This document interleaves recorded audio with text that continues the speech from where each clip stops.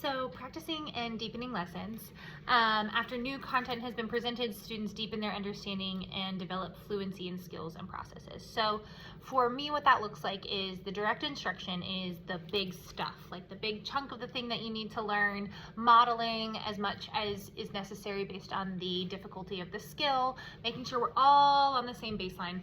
And then the practice and deepening, I like to give students choice when possible, and a little bit more of like that exploratory questioning learning. So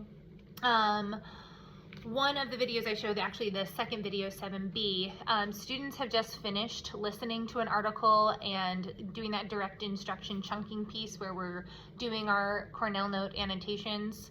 But now that they have this baseline reasons for exploration and how that connects to the Renaissance, they're going to practice deepening by looking at specific ships and tools and discussing them, and really pulling out their favorite ones. And that's where that choice comes in. So I provided them with materials for that, and they got some choice in which ones they wanted to explore more, and then had to give some information for that.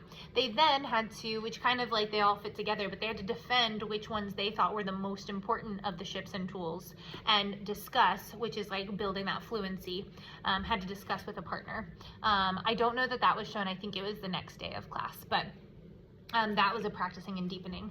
Another piece of practicing and deepening, and one of the parts that I really like about Marzano generally, is sometimes you read these kind of overall pieces and then they're broken down so thoroughly, you're like, man, I didn't know that kind of went with it. But one of the things was helping students examine errors in reasoning.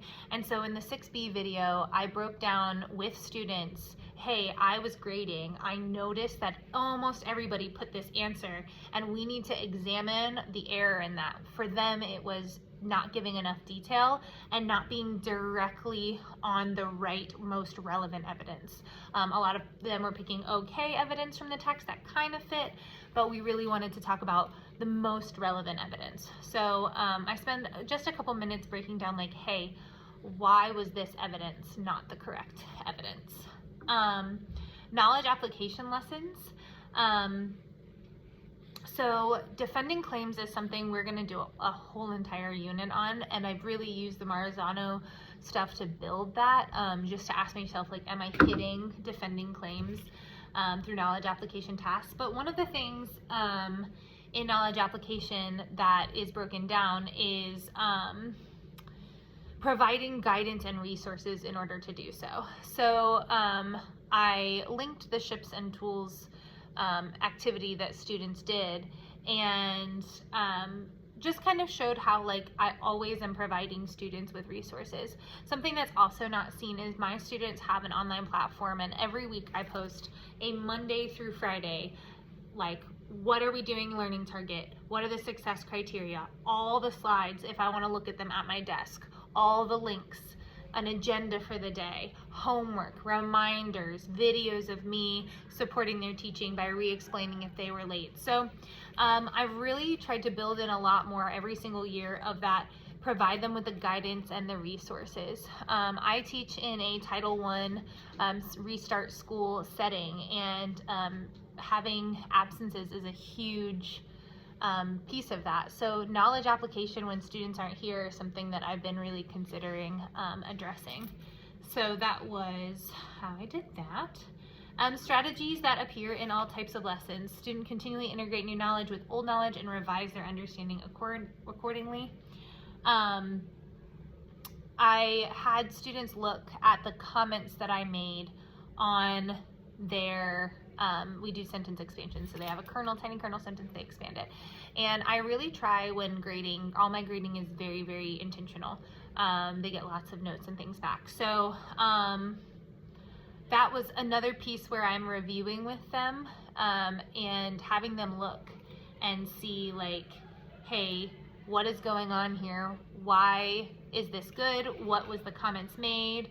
And then we kind of went over it as a whole class.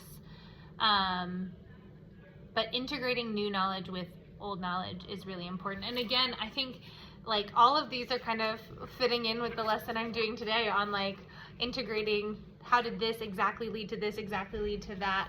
And then this week we have also started paragraph writing, which is really cool because we've started taking all their old sentences and seeing how you can easily transform them into a paragraph by talking about them more. So there's a lot under strategies that appear in all types of lessons, and I had a hard time picking exactly which clip to use, but that review piece was really important, to just know that like you are revising your knowledge and we're understanding why, and we're going to spend the time in class to do it.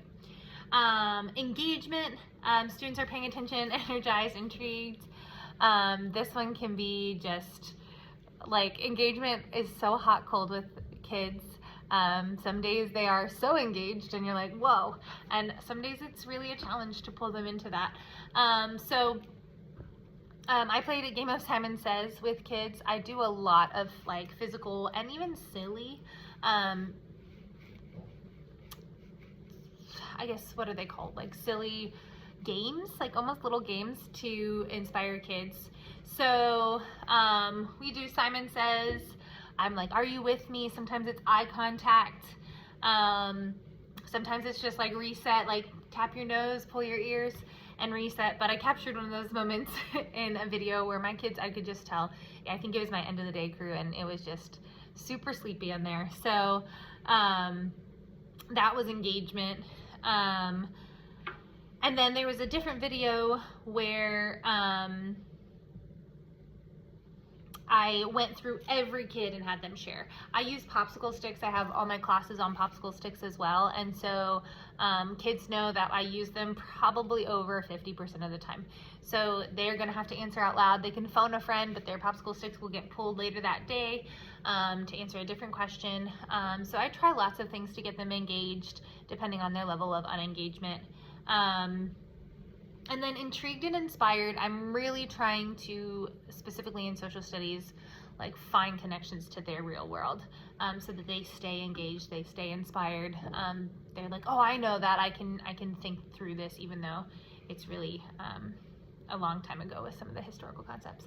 Rules and procedures. This is maybe my highest area of growth in all my years of teaching. This is year 9 for me. There's lots of little moments. A lot of them are subtle, like I noticed when I was watching it back, like going up to a kid's desk and reminding of their hood, kind of, you know, like bringing the class back. That's part of that engagement too. But the 2 clips I put, blurt outs are always, especially because when you have that high energy class, I'm a high energy teacher, I love like the collaboration, but sometimes then you blurt out and you steal the ability from other students to answer. So I corrected a student who blurted out, and what was really cool was I think he was asking for clarification on what a thing meant or what the assignment meant. And it was cool that he didn't just give up. Like I corrected, like, hey, you have to raise your hand. He did, and then we went through it and it was great. And then I also added another class, and it just showed that the student knew it was a procedure, but they are not allowed to get on their Chromebooks without permission and communication. So he raises his hand, he says, can he do math? And I told him it wasn't a good time and why. But there is a ton of micro examples of that, especially someone who's trying to foster a classroom that is both very organized and highly relational. Figuring out that balance has always been something. So my students, we go over the rules and procedures at least once a week. The big ones, we review ones that aren't going well. We practice. And yeah, they do a good job with it. Relationships, it's such an important part of teaching for me. My classes are so spunky and lively, and I love that. But there was a clip from the 5B video where I have a banned words list. It's silly words like skibbity toilet and Ohio Rizzler and all the lovely terminology that you learn when you teach middle school. And my kids came up with a new term, drop. And they were explaining that to me, and we just kind of took this moment to like have like this silly conversation about their term and why it could be banned or not. I hope there's moments of like relationship throughout the whole like the entirety of all the videos. I think connecting to students is one of the most, like, making them feel accepted and valued and all those things. I love equity training. So that one was kind of funny. And I think what was really cool about that was there is some intentionality from me to have breaks and slow starts, which is 5 minutes before the official start time of class, so that I don't have to cut all that off right immediately when it starts. So there was definitely, I had a fun time picking what to choose for relationships with kids, but that was just a pure moment of real middle school, so I was like, that's real. Communicating, oh, real quick on relationships. One thing that I did just build yesterday is students feeling welcome and accepted and valued. That does exist in the silly, but it also exists in a structured way that I haven't done as much of. So I just built a Google form where I am going to be asking them what went well in class. What does anything I do when I'm teaching frustrate them? When do they feel the most confident in class? And I'm hoping that also fosters a type of relationship in education where they feel that their opinion on me and my teaching is valued, and not like, oh, I'm the teacher, sit down and shut up. You know, I think sometimes it's not just the relational, just like fun, it's also the relationship of like teacher student and how you are learning from me. So I'm excited to see how that goes. A little nervous to give them that control, but excited. And then communicating high expectations. So I verbally say in video 6B, we are never stuck in our grades. We can always move and improve. Move and improve is one of those like Miss Keegan quotes. And I do communicate really high expectations to my students. A lot of that is through how I grade, the specific comments, like to push themselves, give me more, tell me exactly this, you can improve this by. And that happens also in a lot of one-on-one conversations with kids. Just, you know, looking at their data and showing them their data and empowering them, like, we are gonna push and move and groove so that you can grow, because they know how important growth is to me. So that happens in each individual assignment. It happens with individual conversations with kids. It happens in lots of different ways, but yeah. And I think students don't hesitate to interact with the teacher or their peers.